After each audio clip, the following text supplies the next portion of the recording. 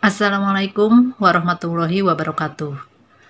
Halo, nama saya Asri Tresnawati. Saat ini saya bekerja di Pusat Pelatihan Masyarakat dan Pengembangan Generasi Lingkungan, Kementerian Lingkungan Hidup dan Kehutanan.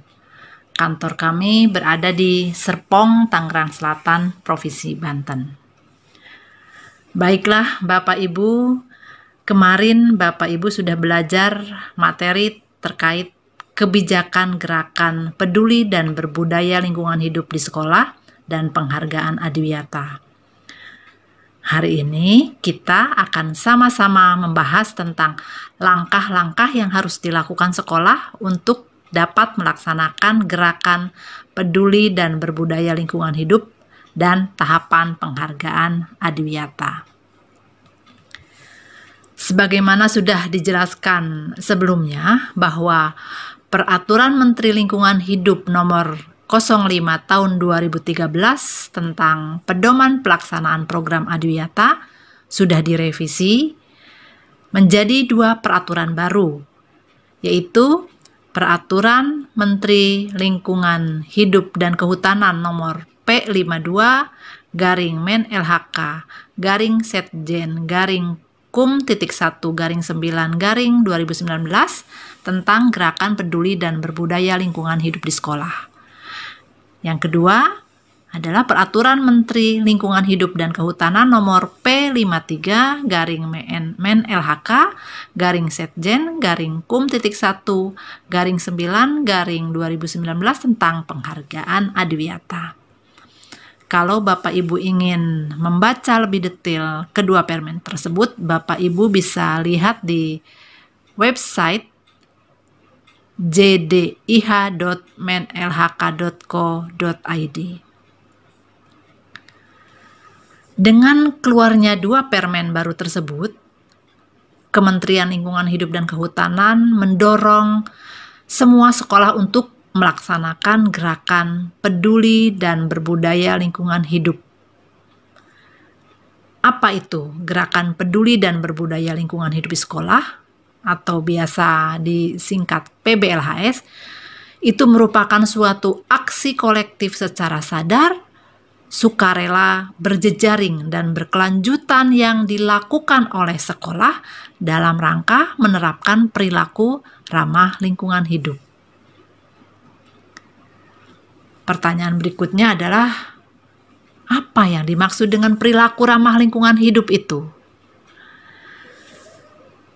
Bicara perilaku ramah lingkungan hidup, maka kita akan bicara tentang sikap dan tindakan warga sekolah di dalam menjaga dan melestarikan fungsi lingkungan hidup. Banyak upaya yang bisa dilakukan untuk menjaga dan melestarikan fungsi lingkungan hidup.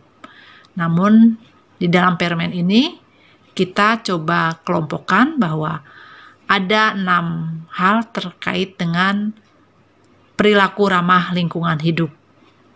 Upaya untuk menjaga dan melestarikan fungsi lingkungan hidup itu antara lain: pertama, menjaga kebersihan, fungsi sanitasi dan drainase. Yang kedua, mengelola sampah melalui 3R. Yang ketiga, melakukan penanaman dan pemeliharaan pohon atau tanaman. Yang keempat, melakukan penghematan dan konservasi air. Yang kelima, melakukan penghematan dan konservasi energi. Dan yang keenam, melakukan inovasi terkait dengan perilaku ramah lingkungan hidup. Nah, kemudian bagaimana caranya sekolah melakukan gerakan peduli dan berbudaya lingkungan hidup?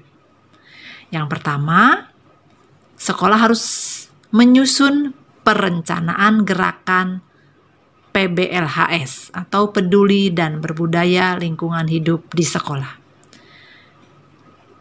Langkah berikutnya, sekolah kemudian melaksanakan gerakan PBLHS.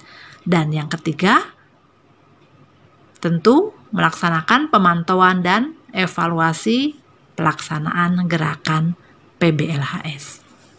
Kita coba bahas satu persatu ketiga komponen gerakan peduli dan berbudaya lingkungan hidup di sekolah.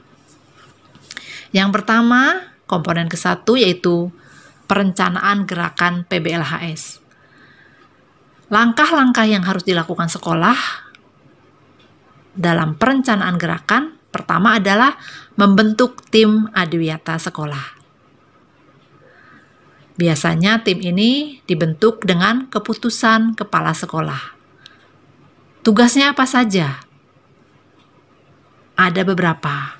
Di antaranya, tim adiwiyata bertugas untuk melakukan identifikasi potensi dan masalah lingkungan hidup, baik yang ada di sekolah maupun yang ada di daerah.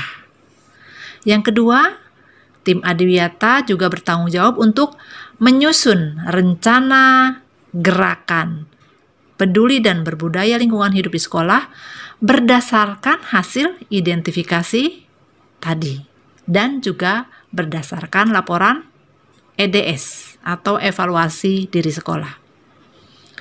Langkah berikutnya, tugas tim adiwiyata tentu adalah mengkoordinasikan semua pelaksanaan gerakan PBLHS. Dan yang terakhir, melakukan pemantauan, evaluasi, serta menyusun laporan hasil pelaksanaan gerakan PBLHS. Tahapan berikutnya, setelah sekolah membentuk tim adiwiyata, maka kemudian sekolah harus mengidentifikasi atau memetakan potensi dan permasalahan lingkungan hidup sekolah dan daerah. Di sini juga termasuk potensi dan ketahanan bencana. Ini yang kita istilahkan dengan identifikasi potensi dan masalah LH atau disingkat IPMLH. Kalau sekolah sudah punya data IPMLH, maka langkah selanjutnya sekolah adalah menyusun rencana gerakan peduli dan berbudaya lingkungan 4 tahunan dan tahunan. Di dalam menyusun rencana gerakan ini, maka data-data terkait IPMLH dan hasil EDS itu dijadikan dasar untuk menyusun rencana gerakan PBLHS. Sebagaimana penyusunan dokumen-dokumen perencanaan lainnya di sekolah, di dalam menyusun rencana gerakan PBLHS pun harus melibatkan kepala sekolah, dewan pendidik, komite sekolah, peserta didik, dan masyarakat. EDS yang dimaksudkan di sini adalah evaluasi diri sekolah yang khusus terkait dengan aspek-aspek lingkungan hidup. Dan tentu dikaitkan dengan 8 standar nasional pendidikan.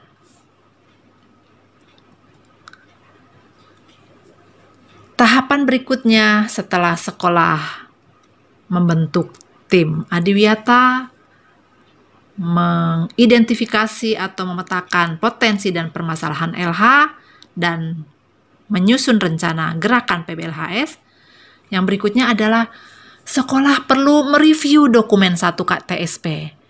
Tujuannya adalah untuk melihat apakah visi, misi, tujuan, dan program pengembangan diri yang sudah tercantum di KTSP tersebut sudah mengintegrasikan lingkungan belum? Apakah hal-hal yang sudah teridentifikasi, baik itu potensi, masalah, dan apa-apa yang sudah tercantum di dalam EDS aspek lingkungan itu sudah masuk tidak di dokumen 1 KTSP? Sudah diakomodir tidak di dokumen 1 KTSP? Kemudian setelah mereview dokumen 1 KTSP, sekolah juga perlu mereview dokumen RPP. Untuk mereview RPP, untuk melihat apakah kira-kira di dokumen RPP yang sudah ada, aspek penerapan perilaku ramah lingkungan apa saja yang sudah diintegrasikan. selain melihat aspek perilaku ramah lingkungan hidup yang diintegrasikan, juga untuk melihat kira-kira sudah berapa persenkah RPP yang mengintegrasikan perilaku ramah lingkungan hidup. Nah, itu tadi langkah-langkah yang perlu dilakukan oleh sekolah di dalam komponen 1 perencanaan gerakan PBLHS, yaitu sekolah harus menyusun rencana gerakan PBLHS, kemudian mereview KTSP dan mereview RPP. Setelah kita atau sekolah memiliki dokumen-dokumen tadi, rencana gerakan, KTSP, dan RPP, maka langkah selanjutnya adalah komponen kedua, pelaksanaan gerakan PBLHS. Artinya, di sini sekolah dituntut untuk menjalankan apa-apa yang sudah tercantum di dokumen perencanaan tersebut, yaitu tadi, baik itu di dokumen rencana gerakan PBLHS, dokumen KTSP, maupun RPP. Langkah apa saja yang harus dilakukan sekolah di dalam komponen pelaksanaan gerakan PBLHS? Yang pertama, melakukan pembelajaran yang mengintegrasikan penerapan perilaku ramah lingkungan baik di mata pelajaran, di ekskul maupun di pembiasaan. Tujuannya adalah tentu kita ingin pengintegrasian penerapan perilaku ramah lingkungan di MAPEL dalam rangka memberikan bekal pengetahuan, keterampilan, dan menanamkan sikap perilaku ramah lingkungan kepada peserta didik. Sedangkan tujuan pembelajaran di ekstrakurikuler dan pembiasaan adalah ingin membentuk karakter dan melatih kemandirian serta tanggung jawab dan membudayakan perilaku ramah lingkungan hidup warga sekolah. Pembelajaran apa saja yang bisa dilakukan oleh sekolah dan bagaimana caranya? Tentu ini kaitannya dengan aspek-aspek yang terkait di dalam perilaku ramah lingkungan. Yang pertama adalah, sebagaimana yang sudah sampaikan tadi, aspek perilaku ramah lingkungan hidup pertama adalah kebersihan, fungsi sanitasi, dan drainase. Di aspek ini, maka sekolah harus melakukan berbagai upaya pemeliharaan kebersihan, fungsi sanitasi, dan drainase. Selain itu juga kita dorong sekolah untuk melibatkan seluruh unsur warga sekolah di dalam upaya kebersihan, fungsi sanitasi, dan drainase.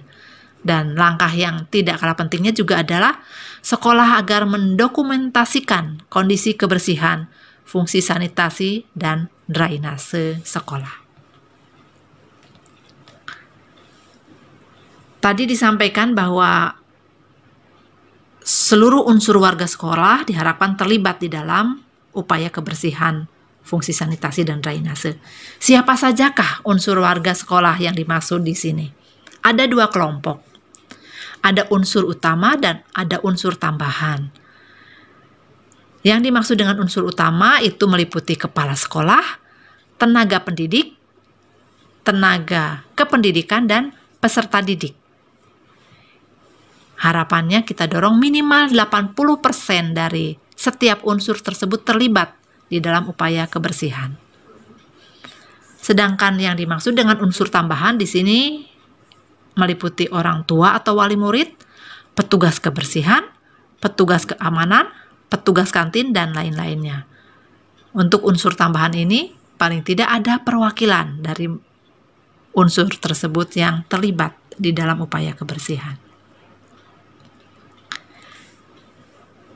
Yang kedua, aspek atau upaya penerapan perilaku ramah lingkungan adalah pengelolaan sampah melalui 3R.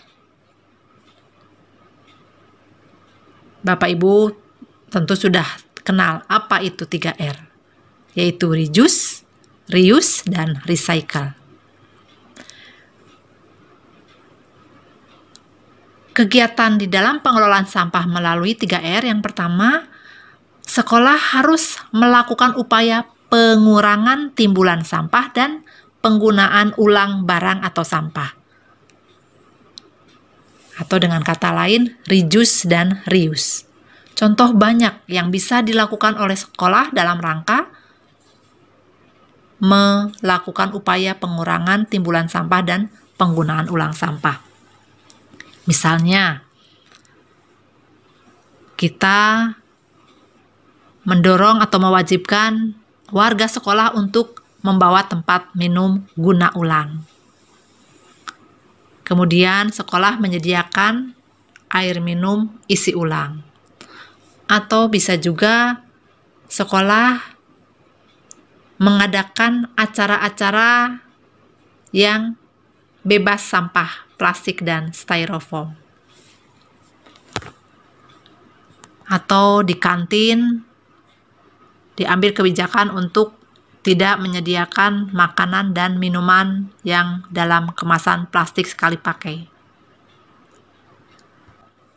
Kantin juga didorong untuk tidak menyediakan makanan yang dikemas dalam styrofoam, atau ada larangan kantin supaya tidak menyediakan sedotan sekali pakai. Nah, setelah sekolah melakukan upaya reduce dan reuse, maka langkah selanjutnya adalah sekolah didorong untuk melakukan upaya daur ulang sampah.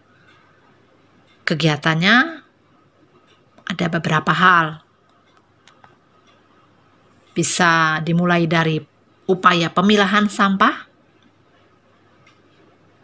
kemudian mengirim sampah plastik ke pemulung atau ke bank sampah, atau kemudian kita mengumpulkan sampah kertas ke bank sampah atau ke pihak ketiga ke pemulung, atau juga bisa sekolah membuat kompos cair dan padat. Di dalam melakukan pengelolaan sampah melalui 3R, maka filosofi dari 3R itu harus betul-betul dipegang. Artinya, pengelolaan sampah melalui 3R harus mengikuti hierarkinya. Yang pertama, dimulai dari pengurangan sampah dulu dari sumbernya. Kalau sudah ada upaya pengurangan sampah, namun kemudian masih ada sampah yang dihasilkan, maka kita usahakan sampah tersebut kita gunakan kembali atau diguna ulang, supaya tidak ada sampah yang kita buang ke TPS. Nah, kalau sudah upaya reduce dan reuse kita lakukan, masih ada juga sampah, maka itu harapannya kita bisa daur ulang. Oleh karena itu, kita mendorong betul-betul agar sekolah hanya melakukan daur ulang terhadap sampah yang betul-betul tidak dapat dikurangi atau tidak dapat digunakan kembali.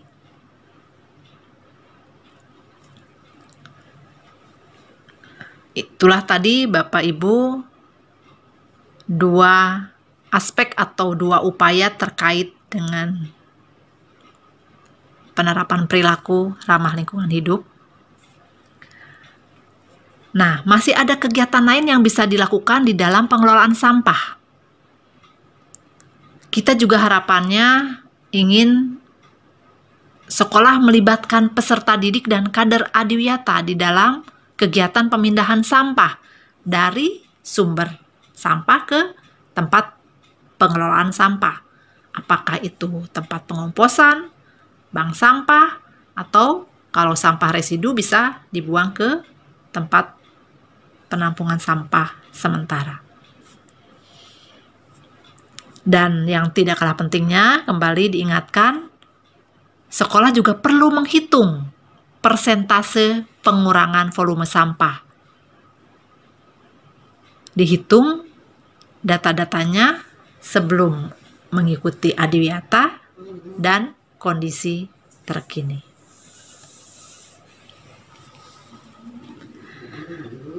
Bapak Ibu, selain kegiatan pengelolaan sampah melalui 3R yang dilakukan melalui pembiasaan seperti contoh-contoh tadi, sebaiknya pembelajaran terkait dengan pengelolaan sampah juga diintegrasikan di mata pelajaran. Misalnya, mapel IPA, di mapel biologi atau kimia atau matematika.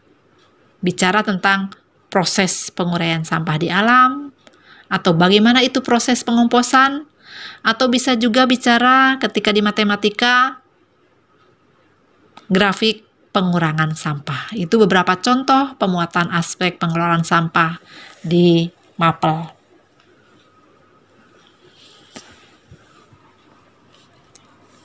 Kita lanjut ke aspek atau upaya ketiga dari penerapan perilaku ramah lingkungan hidup, yaitu penanaman dan pemeliharaan pohon atau tanaman. Di aspek ini, sekolah bisa melakukan kegiatan penanaman, pemeliharaan, dan pembibitan pohon atau tanaman. Kembali juga, kegiatan ini kita dorong untuk melibatkan seluruh unsur warga sekolah, dan sekolah juga kemudian didorong untuk melakukan pendataan. Ada berapa sih jumlah pohon atau tanaman di lingkungan sekolah dan jenis apa saja yang ada.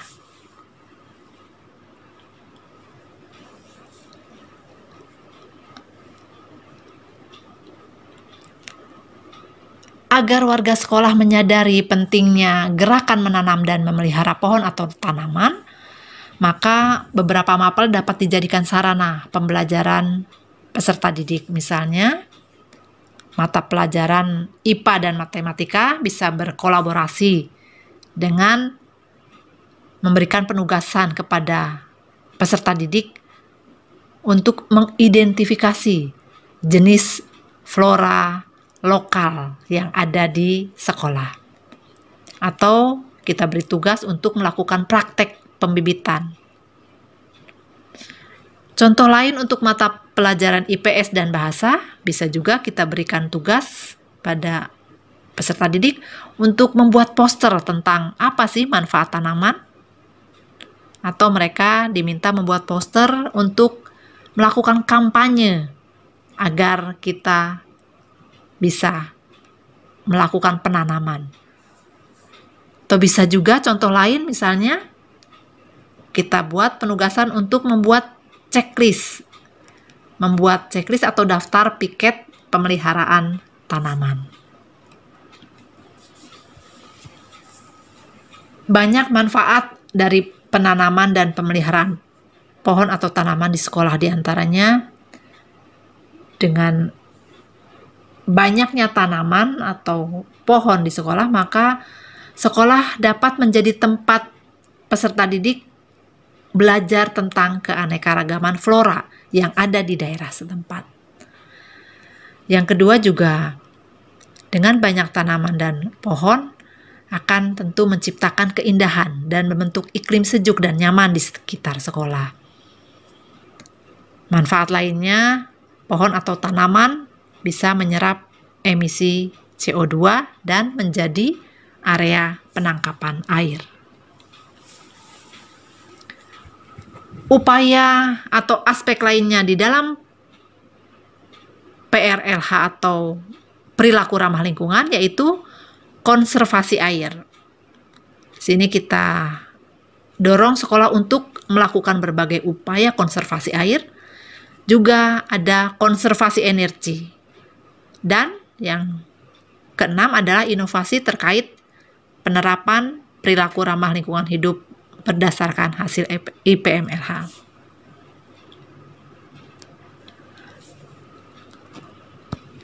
Saya pikir sudah banyak sekolah-sekolah yang melakukan upaya konservasi air.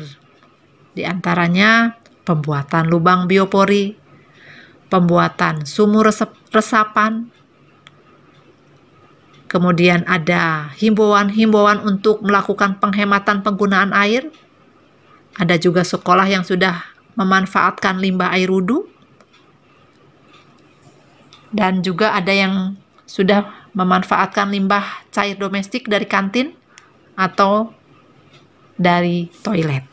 Itu beberapa contoh upaya yang bisa dilakukan oleh sekolah terkait dengan konservasi air. Kalau contoh-contoh untuk konservasi energi, di antaranya sekolah bisa mencoba memanfaatkan cahaya matahari supaya kelas ketika belajar siang hari tidak perlu menyalakan lampu. Atau ketika sekolah yang menggunakan AC, maka kemudian diatur suhunya antara 24 sampai 26. Bisa juga contoh-contoh lainnya adalah kita membiasakan warga sekolah untuk mematikan dan mencabut saklar peralatan elektronik ketika tidak digunakan. Kegiatan membersihkan lampu dan rumah lampu atau kegiatan perawatan peralatan listrik pun termasuk salah satu upaya konservasi energi. Ada banyak kegiatan-kegiatan yang dilakukan oleh sekolah dalam rangka upaya konservasi energi. Nah, sebagaimana aspek-aspek lain, maka di aspek konservasi air dan konservasi energi pun pembelajaran bisa dilakukan tidak hanya melalui pembiasaan-pembiasaan, tetapi di mapel. Contohnya, di mapel IPA bisa belajar tentang apa itu biopori, bagaimana itu mempraktekkan membuat IPA, belajar tentang penjernihan air.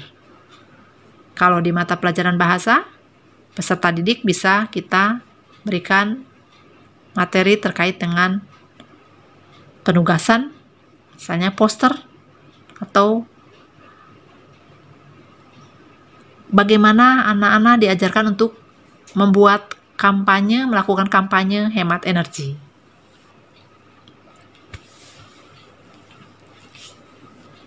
Nah, itu tadi komponen pelaksanaan gerakan PBLHS terkait dengan pembelajaran lewat mata pelajaran, ekstrakurikuler, dan pembiasaan. Kegiatan lain yang harus dilakukan sekolah di dalam pelaksanaan gerakan PBLHS di sini adalah, kalau tadi bicara pembelajaran adalah kegiatan-kegiatan yang dilakukan di lingkungan sekolah. Setelah warga sekolah melakukan kegiatan terkait dengan perilaku ramah lingkungan hidup di sekolah, maka hal lain yang kita dorong adalah sekolah juga perlu melakukan perilaku ramah lingkungan hidup di masyarakat sekitar sekolah. Selain melakukan aksi, juga sekolah perlu punya dokumentasi. Bagaimana sih kondisi kebersihan drainase di lingkungan sekitar sekolah? Bagaimana sih kondisi pengelolaan sampah di lingkungan sekitar sekolah itu? Supaya sekolah tahu langkah apa, aksi apa yang perlu dilakukan oleh sekolah dalam rangka mengatasi permasalahan kebersihan drainase dan sampah di lingkungan sekolah.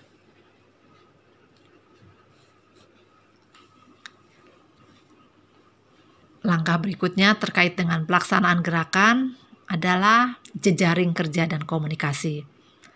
Kita semua tahu kita perlu dukungan dari pihak lain dalam upaya melaksanakan gerakan PBLHS. Artinya di sini sekolah perlu mencari mitra dan jejaring kerja untuk menjalankan gerakan PBLHS tersebut. Misalnya sekolah bisa bermitra dengan perusahaan, dengan instansi-instansi terkait, ataupun dengan lembaga swadaya masyarakat.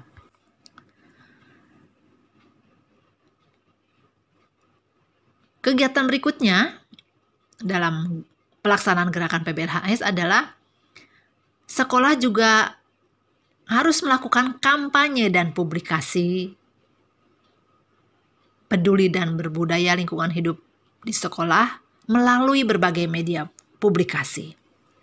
Misalnya di YouTube, di Facebook, di Instagram, atau mungkin ada di majalah dinding, buletin, dan sebagainya.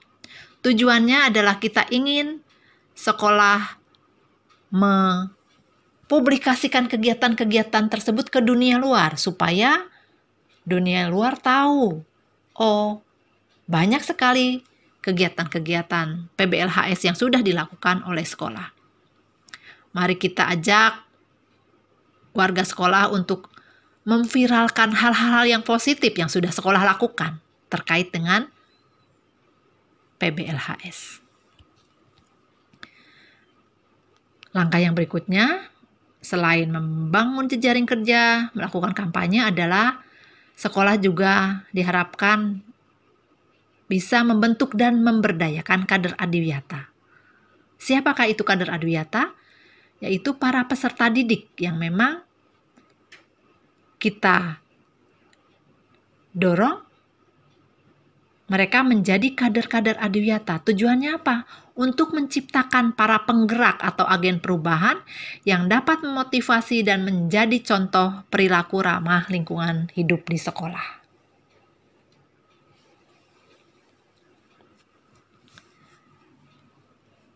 Itu tadi penjelasan komponen kedua dari gerakan peduli dan berbudaya lingkungan hidup di sekolah.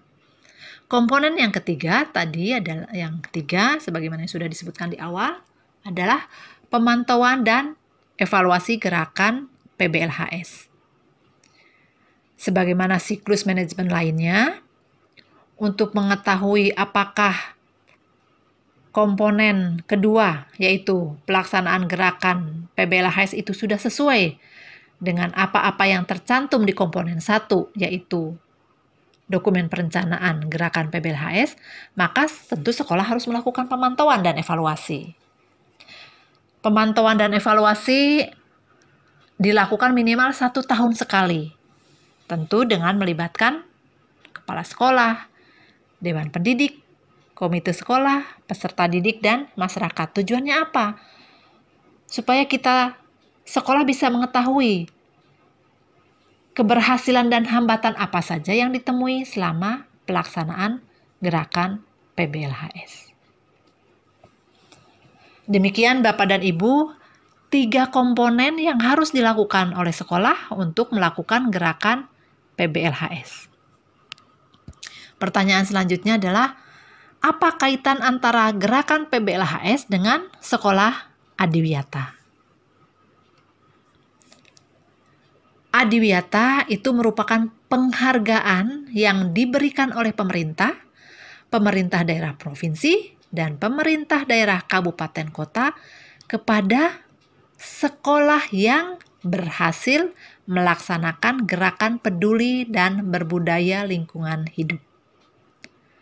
Dengan kata lain, sekolah adiwiyata adalah sekolah yang berhasil melaksanakan gerakan peduli dan berbudaya lingkungan hidup. Maka sekolah-sekolah yang mendapatkan penghargaan adalah hanya sekolah-sekolah yang diusulkan untuk mendapatkan penghargaan, atau istilahnya calon sekolah adiwiyata. Jenis penghargaan adiwiyata masih sama Bapak Ibu dengan Permen yang lama. Ada adiwiyata kabupaten atau kota, ada adiwiyata provinsi dan ada adiwiyata nasional serta adiwiyata mandiri. Setelah sekolah tadi melakukan gerakan PBLHS, sudah memiliki dokumen-dokumennya sesuai dengan 3 komponen, maka kalau sekolah tersebut akan diusulkan untuk mendapatkan penghargaan adiwiyata, langkah selanjutnya yang perlu dilakukan oleh sekolah adalah mengisi kuesioner evaluasi mandiri calon sekolah adiwiyata. Penjelasan tentang kuesioner evaluasi mandiri nanti ada sesi tersendiri.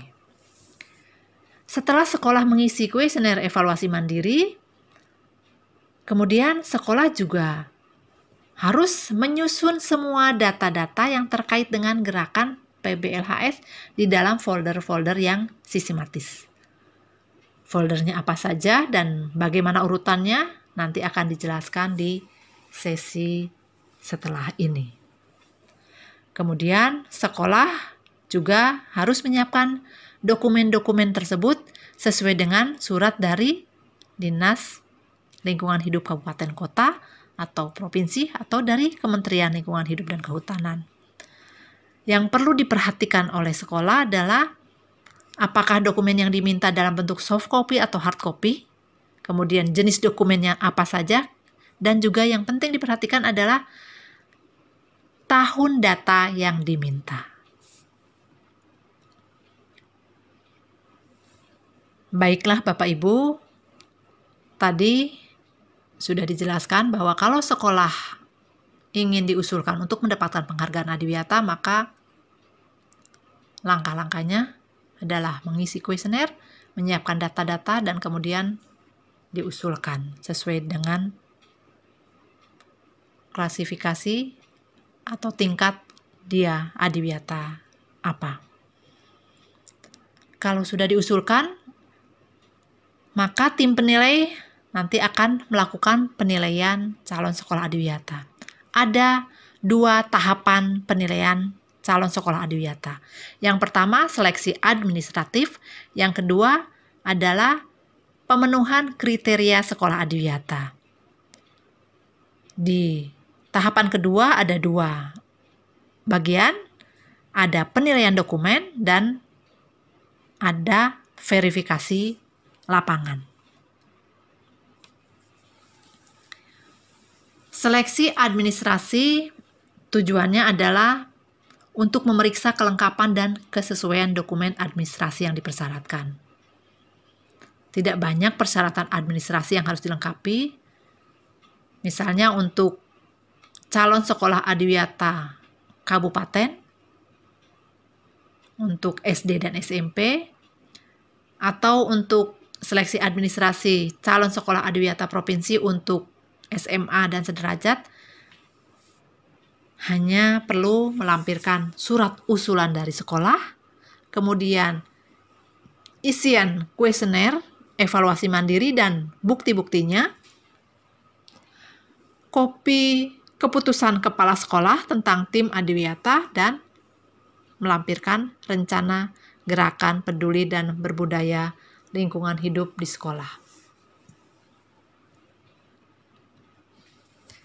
Sedangkan dokumen seleksi administrasi untuk calon sekolah adiwiyata provinsi untuk tingkat SD dan SMP atau sederajat, yang perlu dilampirkan adalah surat usulan dari Dinas Lingkungan Hidup Kabupaten atau Kota, berita acara penilaian kondisi terakhir calon sekolah adiwiyata provinsi dan bukti-buktinya, dan kopi keputusan adiwiyata kabupaten atau kota.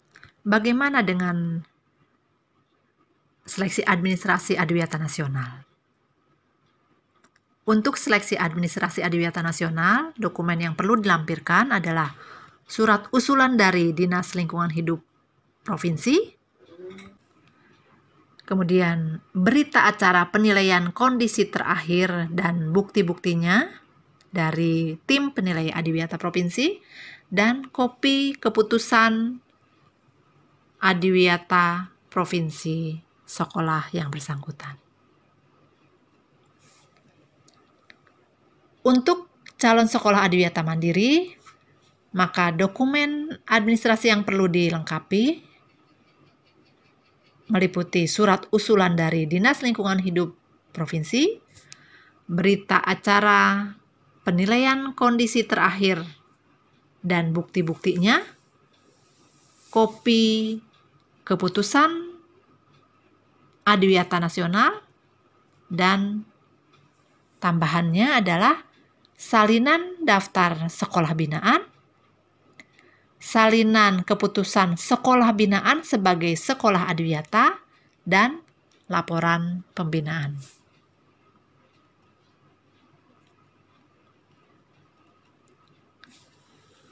Itu tadi dokumen seleksi administrasi untuk calon sekolah adiwiyata kabupaten kota, calon sekolah adiwiyata provinsi, calon sekolah adiwiyata nasional, dan calon sekolah adiwiyata mandiri. Sekarang kita bicara tentang calon sekolah adiwiyata mandiri. Tadi sudah dijelaskan bahwa dokumen seleksi administrasi yang harus disiapkan diantaranya ada salinan daftar sekolah binaan, kemudian keputusan sekolah binaan tersebut sudah sebagai sekolah adiwiyata, dan laporan pembinaan. Siapakah yang bisa menjadi sekolah binaan dari calon sekolah adiwiyata mandiri? Dengan permen yang baru tahun 2019 ini, sekolah binaan paling sedikit 2 sekolah. Kalau permen lama kan minimal 10. Untuk permen baru ini, sekolah binaan minimal 2 sekolah. Yang bisa menjadi sekolah binaan adalah sekolah yang belum mendapat adiwiyata kabupaten atau kota, SD dan SMP. Atau bisa juga kalau SMA, sekolah yang belum mendapatkan adiwiyata provinsi. Selain sekolah yang belum mendapatkan adiwiyata kabupaten, kota, dan provinsi, bisa juga kita membina sekolah adiwiyata yang sudah mendapatkan adiwiyata kabupaten atau kota untuk SD dan SMP. Atau bisa juga kita akan membina sekolah yang sudah mendapatkan adiwiyata provinsi. Kapan calon sekolah adiwiyata mandiri melakukan pembinaan? Pertama-tama tentu calon sekolah adiwiyata mandiri harus dulu menjadi sekolah adiwiyata nasional. Kalau calon sekolah adiwiyata mandiri sudah mendapatkan adiwiyata nasional, maka sekolah tersebut bisa mulai membina sekolah binaannya minimal 6 bulan. Dengan indikator setelah calon sekolah adiwiyata mandiri membina, maka sekolah binaannya harus naik level adiwiyatanya.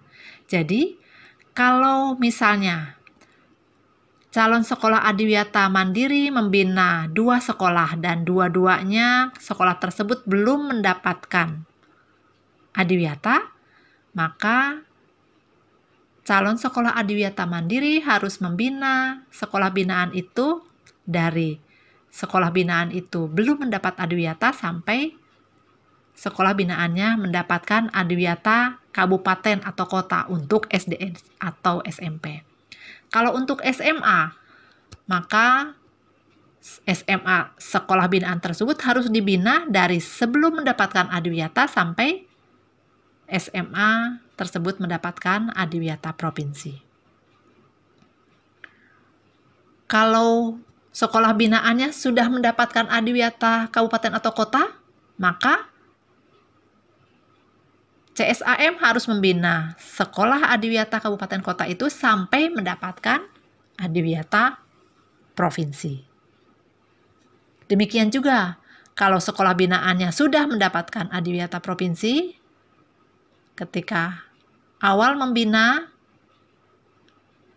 sekolah binaannya sudah mendapatkan adiwiyata provinsi, silakan CSAM membina sampai sekolah binaannya mendapatkan adiwiyata nasional.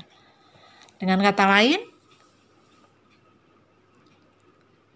CSAM bisa diusulkan ke tim penilai nasional kalau CSAM tersebut sudah membina minimal 2 sekolah binaan dan 2 sekolah binaan tersebut sudah naik level adiwiyatanya.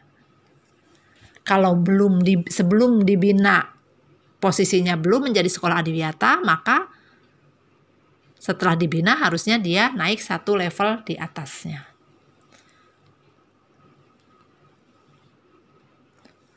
Tahapan pembinaannya bagaimana?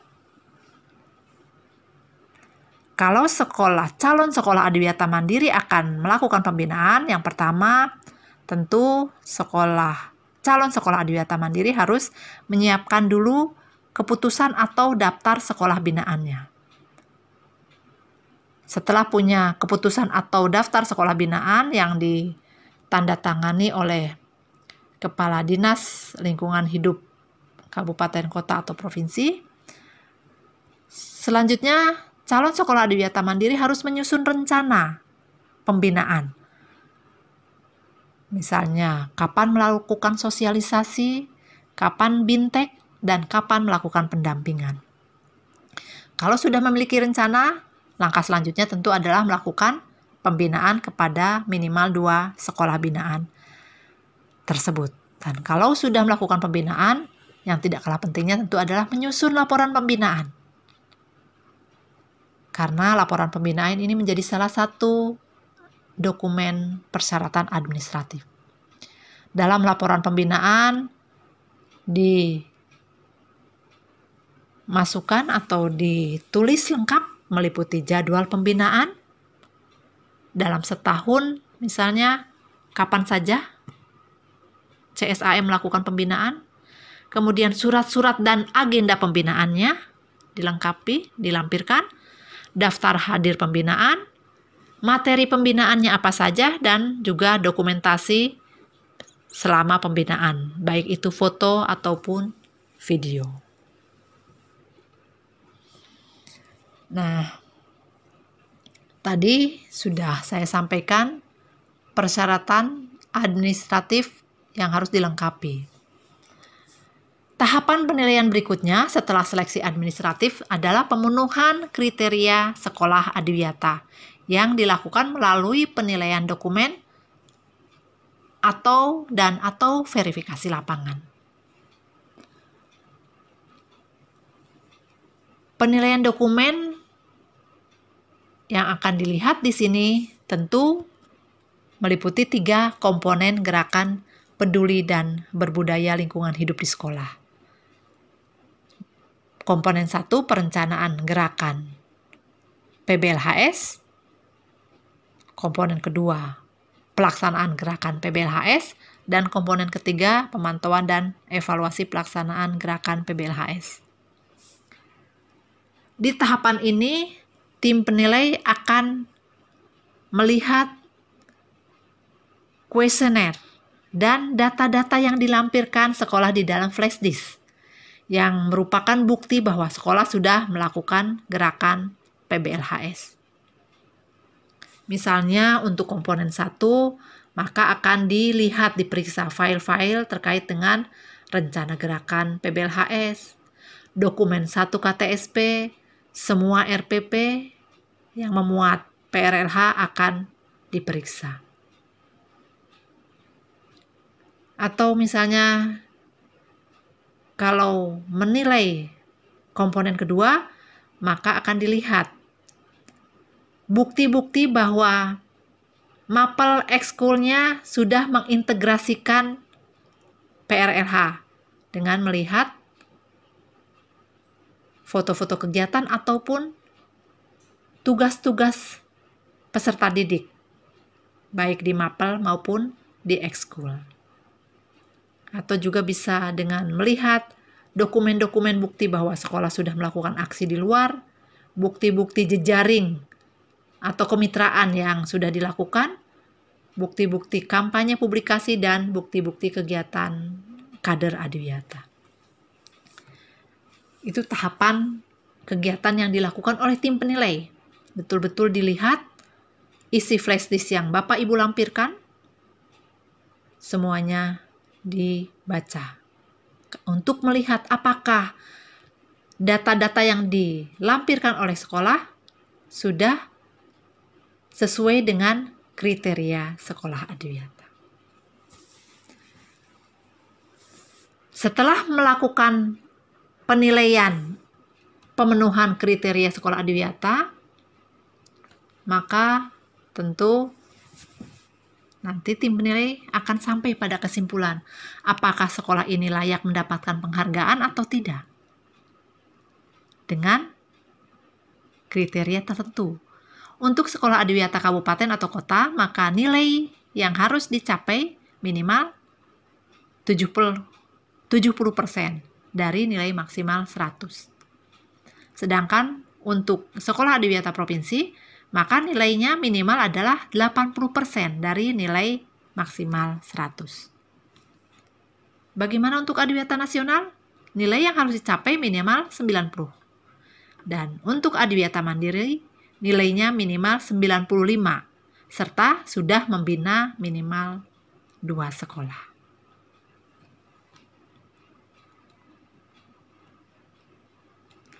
Demikian Bapak Ibu semua penjelasan saya tentang apa itu gerakan peduli dan berbudaya lingkungan hidup di sekolah, serta bagaimana implementasinya di sekolah.